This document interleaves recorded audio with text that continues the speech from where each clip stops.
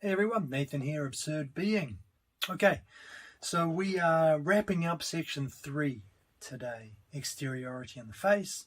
We're in part C, the ethical relation in time, and this is the second video of that. So this is going to be the last video for section 3. The next, I think, 2 videos will cover section 4, beyond the face, and then there's one more video coming for the conclusions. So if everything goes according to plan, 3 videos to come after this in order to wrap up Levinas. So let's jump into the first section for today, which is patience. Okay, death is always a postponement. So we talked about death in the last video. It's the threat of violence that is always delayed. And we looked at the way that death is, our relation to death has the same characteristics as our relation to the other, in the sense that death is transcendent. It's ungraspable. It's something we can never fully appreciate within the context of our lives.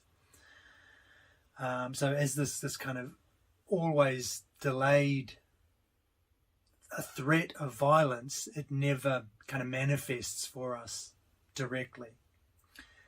Contrast that with physical suffering, however. That's kind of the focus of this section for Levinas. Physical suffering, he says, is the only time when this future threat becomes present. Because it happens to us in the midst of our lives as we're living, right? Death is always kind of approaching from some ambiguous point in the future. It's always futural. It never arrives. It's like tomorrow. You never catch up to tomorrow. It's always a day away. The same with death. Death is always in the future. It's some undetermined point. And the opposite of that, physical suffering, it's violence, but it's no longer a threat. It's no longer something which is coming from the future. It's here right now. So physical suffering for Levinas is the only time the future threat becomes present. However, he says, suffering is still ambiguous. It still only exists at a slight distance from us. It's never quite coincident with ourselves. We still witness this turning of the eye into a thing. We are at the same time a thing and at a distance from our reification. Suffering remains ambiguous. It is already the present of the pain, acting on the for itself of the will, but as consciousness, the pain is always yet to come. Okay, so that's the idea there, right?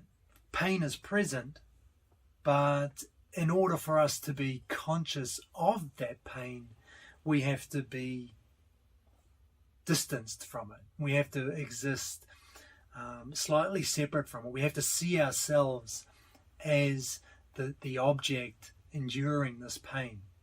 So in order for suffering to take place in the full sense of the word, we have to in some sense exist separate from it. We have to be viewing ourselves from a distance as a kind of a will, I guess would be how Levinas would put it, as a will looking on ourselves, detached. And that's that idea of consciousness as reflective, or we talked about it as recollection a while back.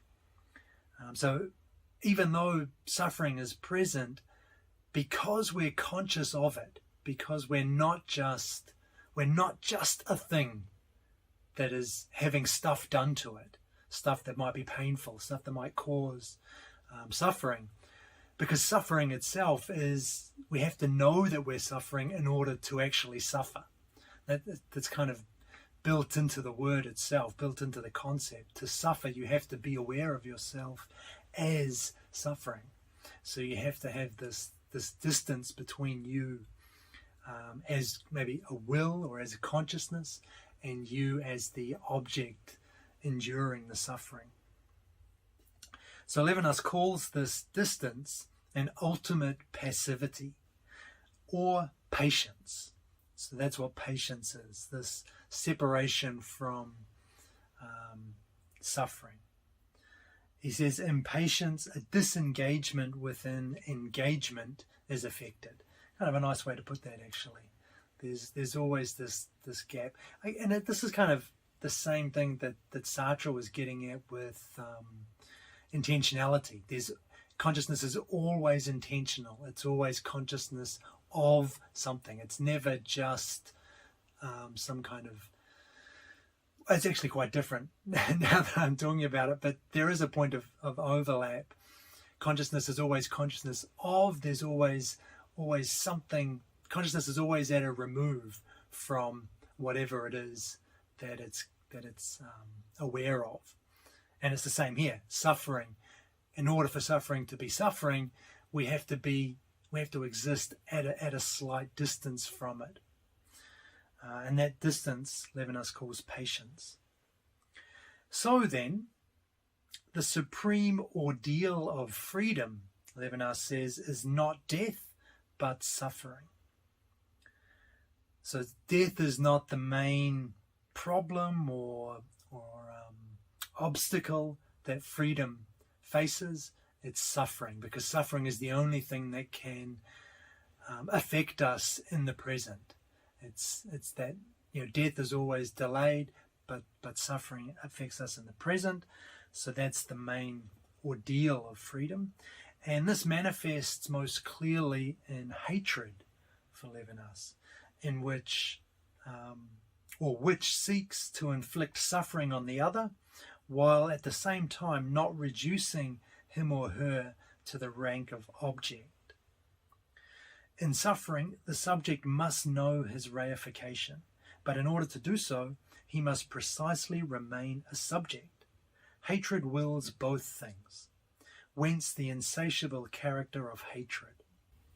So in suffering, in hatred, I want to make the other suffer. I just want them to be kind of totally wrapped up in the suffering that I'm inflicting on them.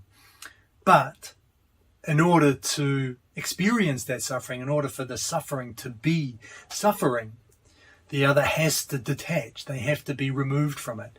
They have to be separated from that object that's suffering.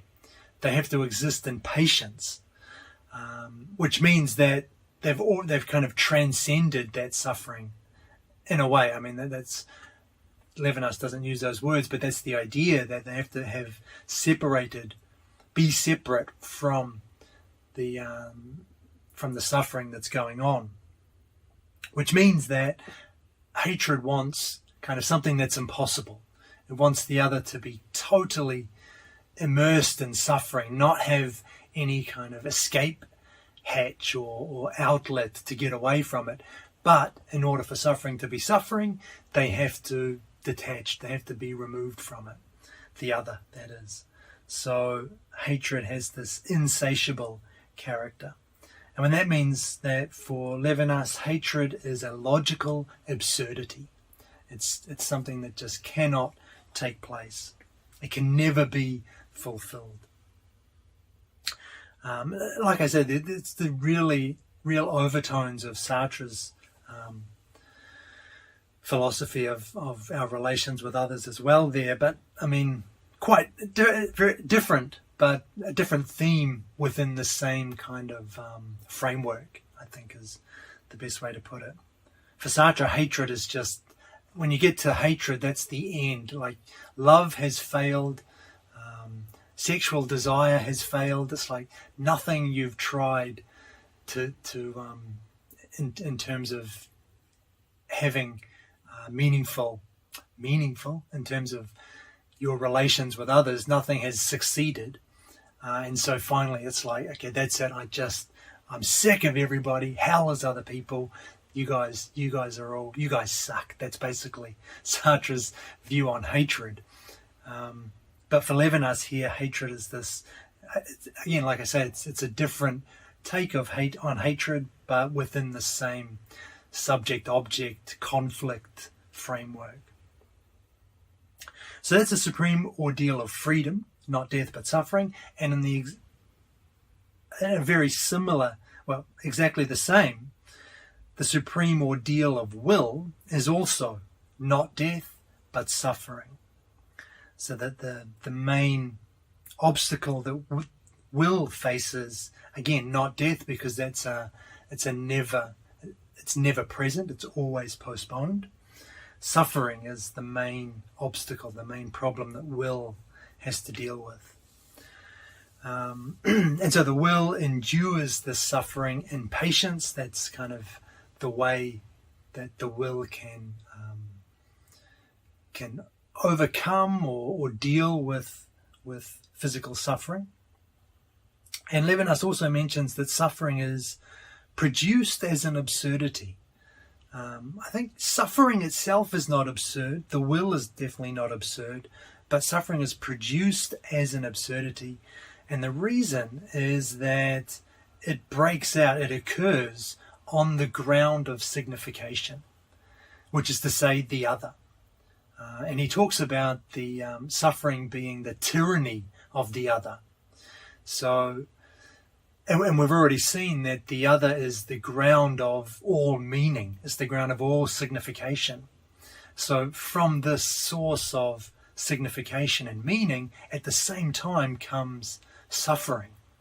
And so I think that's why Levinas says it's produced as an absurdity, because it comes from the same source as, or it comes from the other, which also is the source of all meaning and all signification.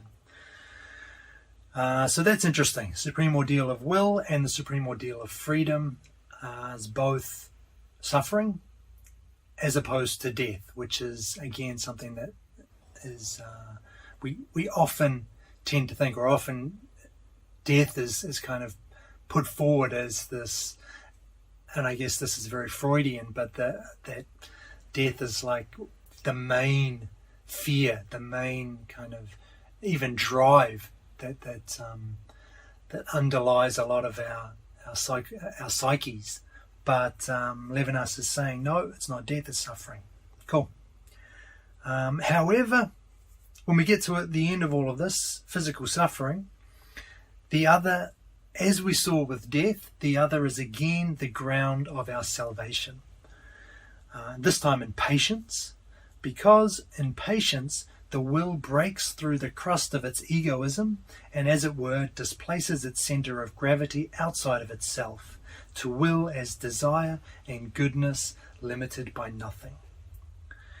And so there the other is our salvation from suffering, because in exactly the same way as we saw with death, the other gives us a focal point outside of ourselves. We're no longer focused on ourselves. We're no longer wrapped up in our atheistic separation.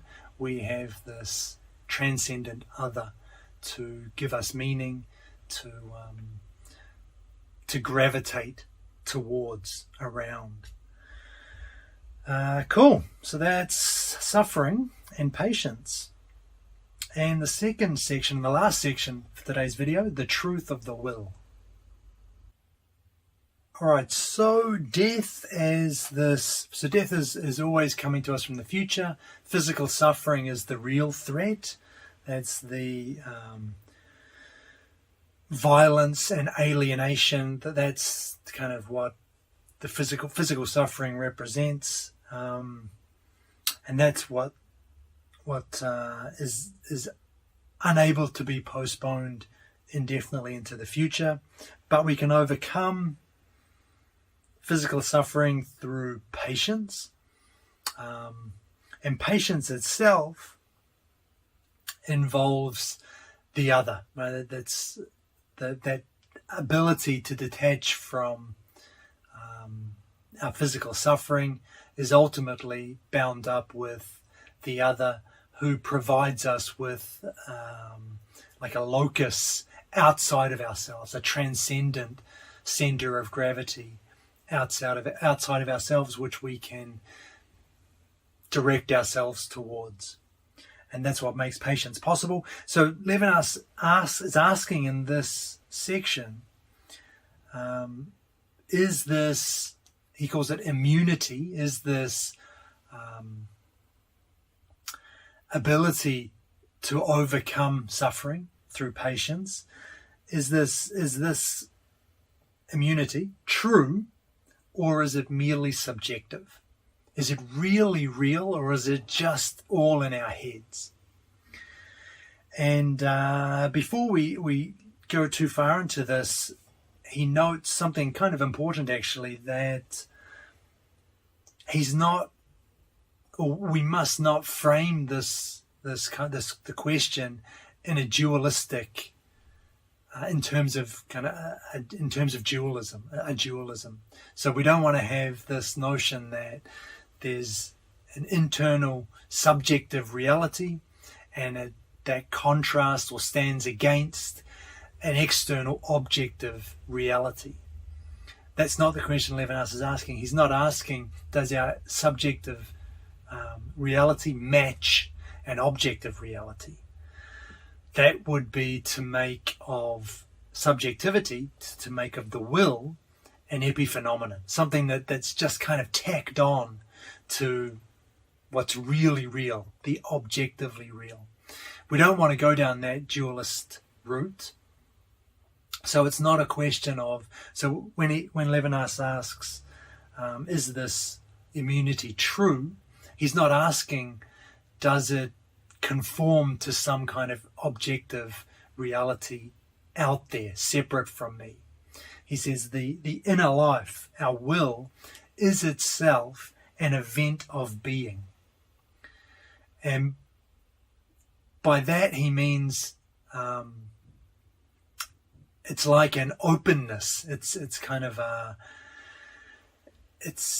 he describes it as an openness of a dimension, and that's kind of, I don't know, when I hear that word openness, I always think of Merleau-Ponty, but it's he's not saying that, it's whatever's subjective is therefore true, right? It's not to say that, and this is how I've heard this kind of being misused, is to say that, well, yeah, the subjective is just as real as the objective, therefore what I believe is true. So if I believe in God, then God is real.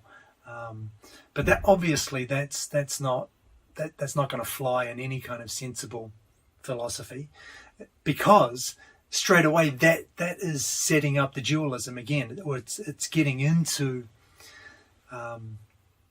subjectivity through a dualistic lens, because you're saying, I believe it, therefore it's objectively true.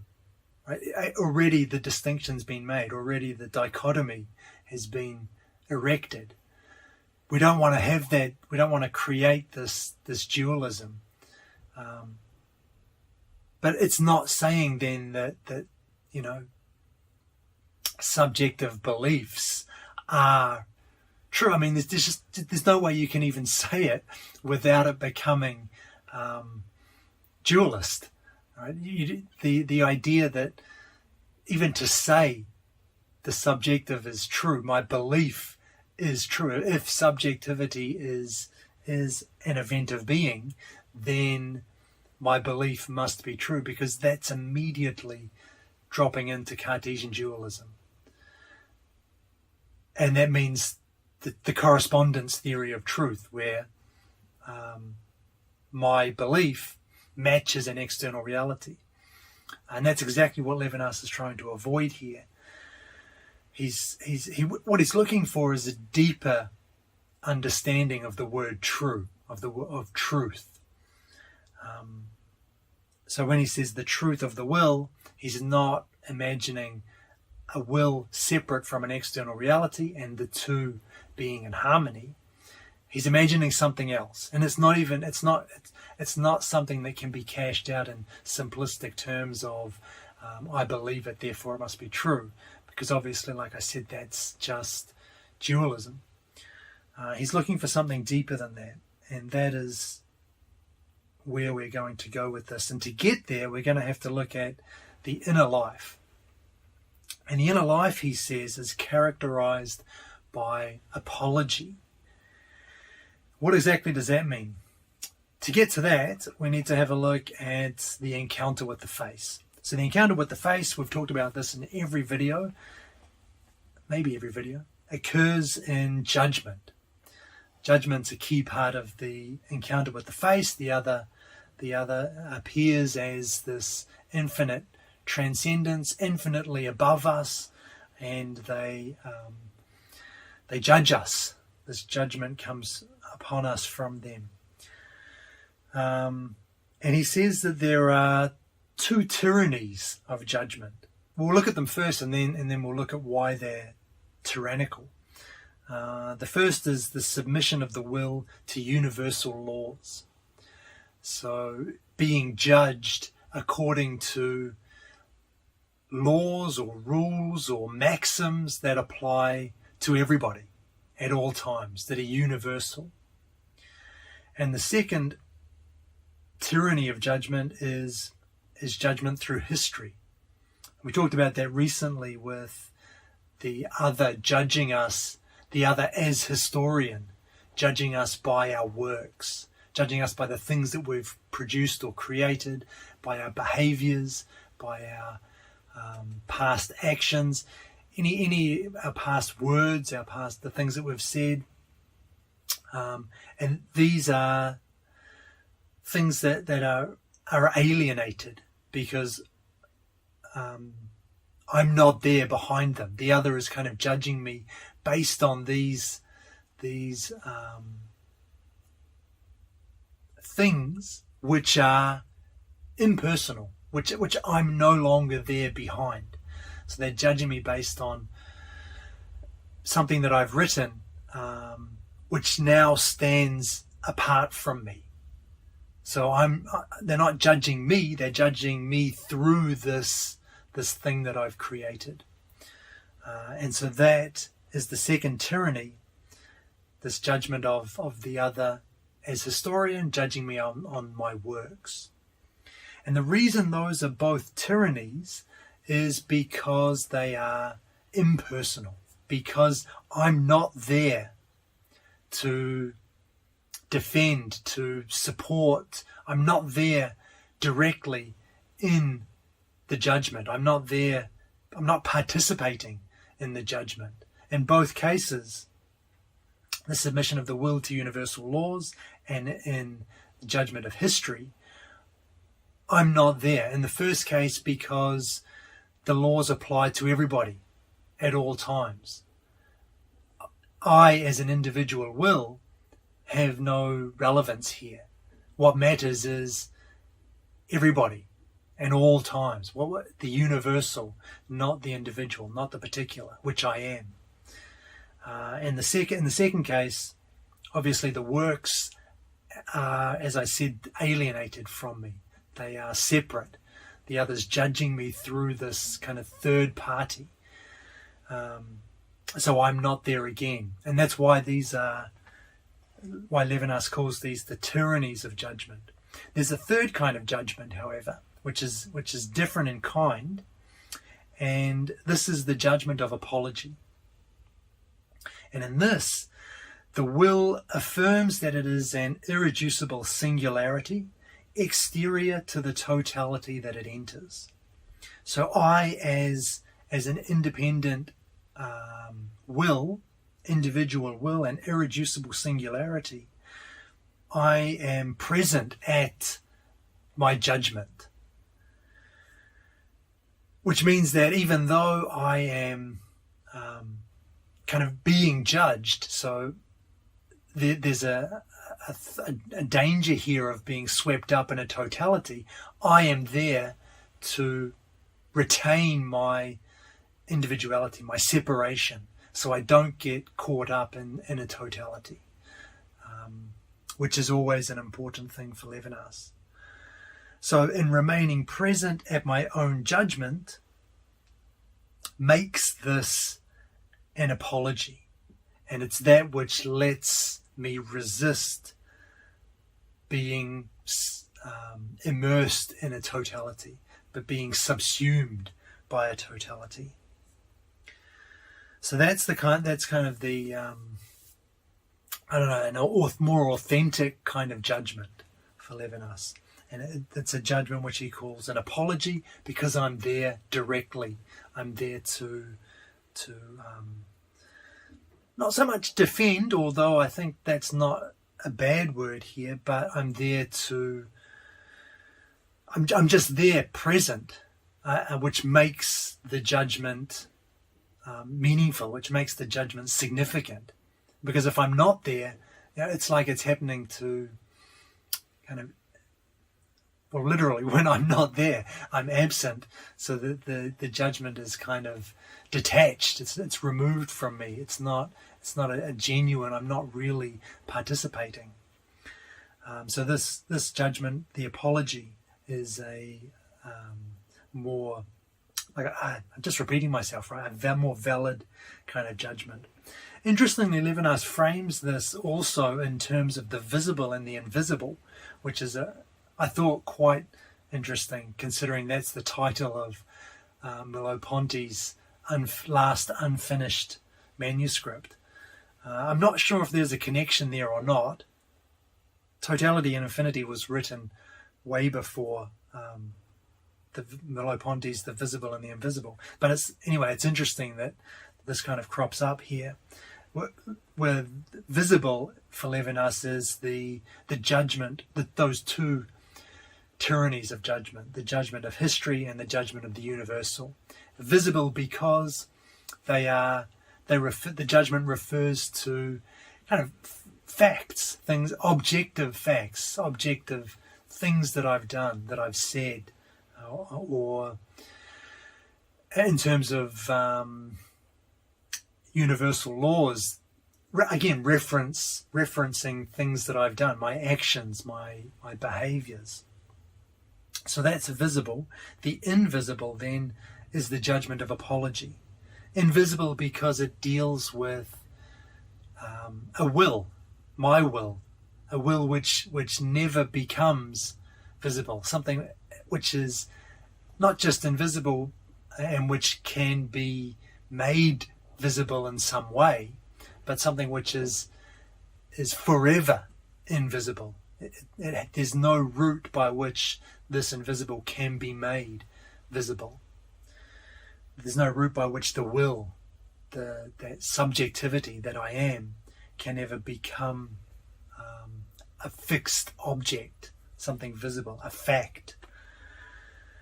So the judgment is carried out by God, Levinas says, but that's the less interesting part of this. The more interesting question he asks is, how does this happen concretely? Sure, the judgment's carried out by God, but how does this actually play out down here in the real world? And it will come as no surprise to you to discover that this happens in the face of the other. So the judgment is carried out in the face, the engagement, that interaction with the face. And if you remember way back at the beginning, this connects with what Levinas said there regarding how the other is the way that infinity or God is concretely experienced. So that it's the way that the face is the way that the infinite becomes, which is something we can't experience, something beyond experience. It's the way it becomes concrete, becomes something that we are able to enter into relation with. And that was what he said distinguished his philosophy from all others, because he makes the infinite, or he allows a relation with the infinite, whereas for everybody else the infinite remains this kind of transcendent, unapproachable realm or reality. But for Levinas, he brings it down into the real world. So the other is the way that God is, the way that infinity is concretely experienced, not as mediation though. So the other is not just a mediating force, or it's not just mediating between us and God. It's, he says, the way that the dimension of the divine opens from the face. So he wasn't reducing the other to just like a passageway we can use to get to God. The dimension of the divine itself opens from the face. So that is quite nice. And even though I don't believe in God and I don't buy into any of the religious side of this, what I like about this is that Levinas can still be read, his other can still be read as other people, as real other people, not just, it's not, other people aren't reduced to conduits for us to access the divine, which means that it's possible to have a secular reading of Levinas, which is important for me, because if there was no other way to read Levinas, it would become useless for an atheist. So that's good. The judgment's carried out by God. It's carried out concretely in the face of the other. And I've got a quote here. The I, which we have seen arise in enjoyment as a separated being having a part in itself, the centre around which its existence gravitates, is confirmed in its singularity by purging itself of this gravitation, purges itself interminably, and is confirmed precisely in this incessant effort to purge itself. This is termed goodness. So this is an interesting quote, I think. There are a couple of things I wanted to mention. The first is that the will decenters itself from itself, and in so doing confirms its singularity. That's kind of interesting. In decentering myself in the direction of the other through that relation, through that judgment, through the judgment of apology, in decentering myself and reorienting myself around the other, I actually confirm my singularity. I confirm my individual nature. I confirm, I'm just trying to come up with different words to say the same thing and failing. But I confirm myself. It's kind of interesting, right? In order to be a singularity, I have to give up I have to direct myself to something other than me. But in doing so, that's when I get my singularity. That's when I really affirm my individuality, and that allows me to resist the totality. It maintains that dimension or it just maintains me as an individual in this relationship. So it's kind of like giving something up in order to really possess it in the first place. That may be a little bit confusing. We're not possessing anything here, and possession has an important part. It plays an important part in Levinas's philosophy. Maybe that's not the best word, but in order to really be something, I have to kind of relinquish my hold, my death grip on it.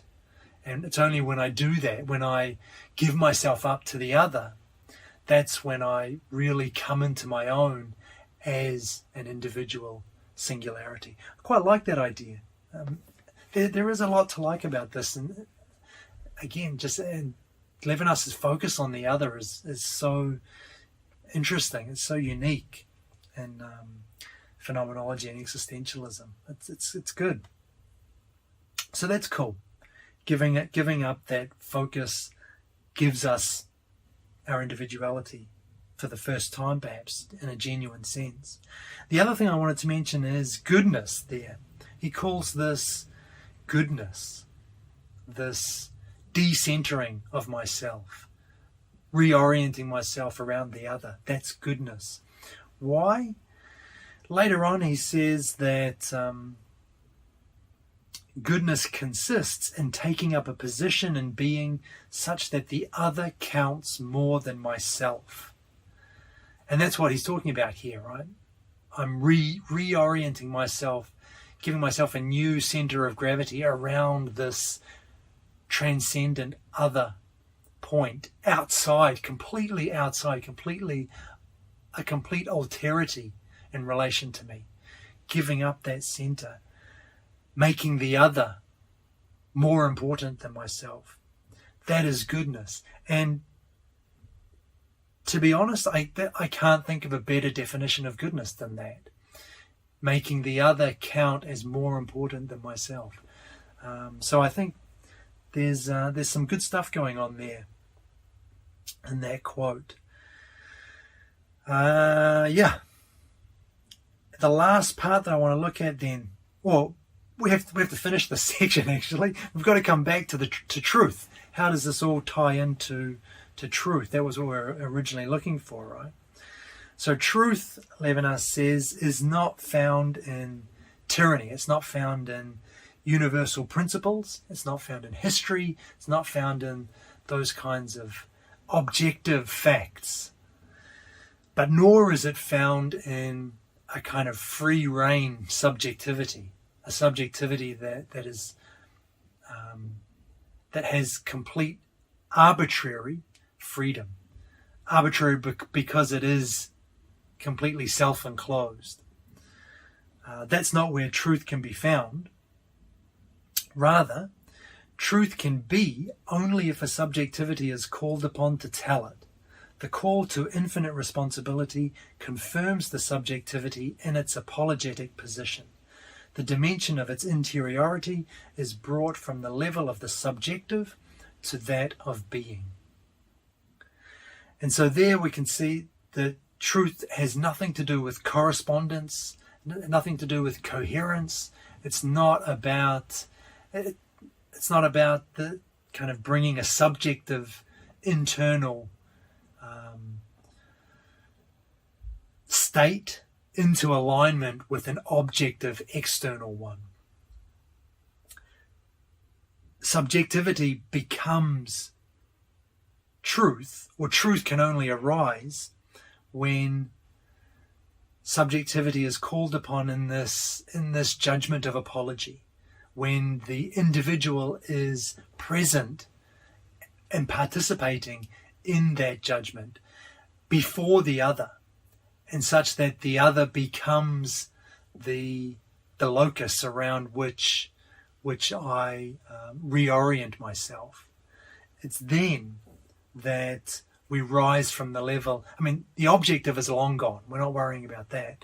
But it's then that the level of subjective rises to that of being. And that's what truth is for Levinas. So, truth we can't say that something, my belief or my experience or my perception is true. Rather, I am in truth by being produced in history under the judgment it bears upon me, but under the judgment that it bears upon me in my presence. That is, while letting me speak. So nothing is, again, that's reinforcing the idea, truth is not a correspondence between an internal and an external, a subjective and an objective. It's, I am in truth. My belief isn't true. I am in truth itself. When this apology, when the judgment of apology is taking place, when I'm present at this judgment by the other. Which, like I say, it's just a different way of thinking about truth and the true. So, and I think it would be fair to call this then maybe a lived truth. Truth as lived, rather than truth as this kind of correspondence to my belief or opinion match external reality. What Levinas is looking for is a deeper, more meaningful sense of truth. Truth as maybe the genuine, the real, not the illusory. And this is absolutely, you can't read this without remembering Heidegger here, who said exactly the same thing, that his conclusion was we are in truth rather than having true opinions or true beliefs. And I mean, he got there in a different way, but the kind of the end goal is the same thing. It's a redefining. It's a way of rethinking truth in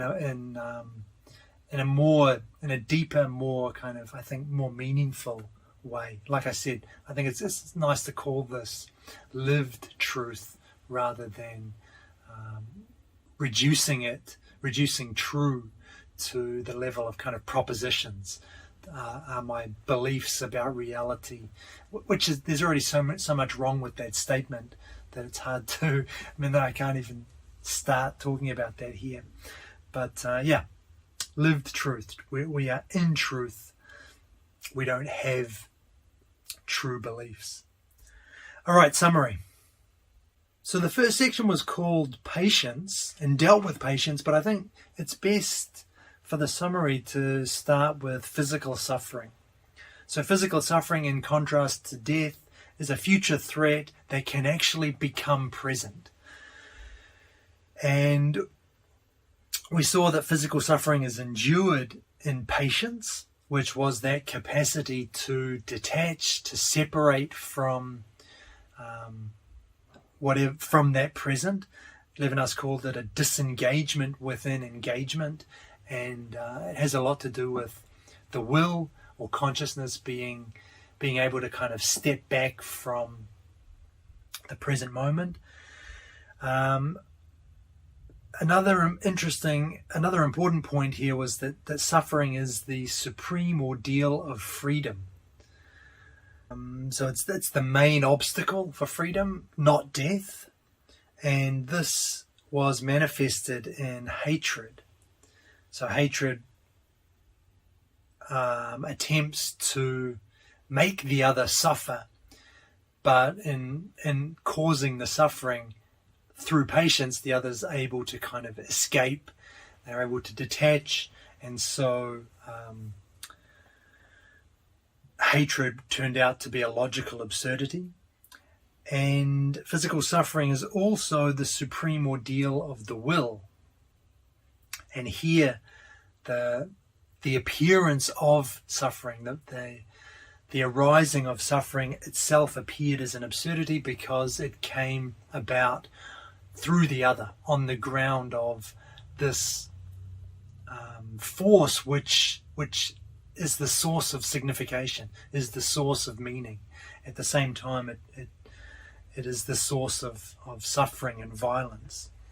And that's what made suffering appear as an absurdity there. Then we looked at the truth of the will. And an important thing here was judgment. So we looked at judgment, which happens in the encounter of the face. There were two tyrannies, the tyranny of universal principles and the tyranny of history, both of which are tyrannies because they rob the will of its singularity. The will is not present at either of these kinds of judgments. The third judgment, the judgment of apology, in which the will affirms itself as a singularity by decentering, so refocusing itself on the other, allows it to, at the same time, assert its individuality, allows it to resist being caught up in a totality. And basically the idea with the judgment of apology was that the will remains present at its judgment. It's an active participant. It's there, it's being judged directly rather than through kind of an intermediary, a third person, if you like. And goodness, we looked at goodness as well, which was this decentering, which was this refocusing of ourselves around the other, where the other counts more than myself. Like I said, as good a definition of goodness as I can come up with. And finally, then how does this all tie back in with truth? Truth is not correspondence. It's not a relation between a subjectivity and an objective reality. Rather, I am in truth. And this maybe is we can think of this as a redefining or a deeper understanding of truth. Truth as lived rather than propositional truth. Truth as maybe knowledge. And that is the end of section 3, exteriority in the face. The next video will jump into beyond the face, section 4, and then 2 videos on that. And the last video, I think we can cover the conclusions in one video. That's the plan anyway. We'll see how we go.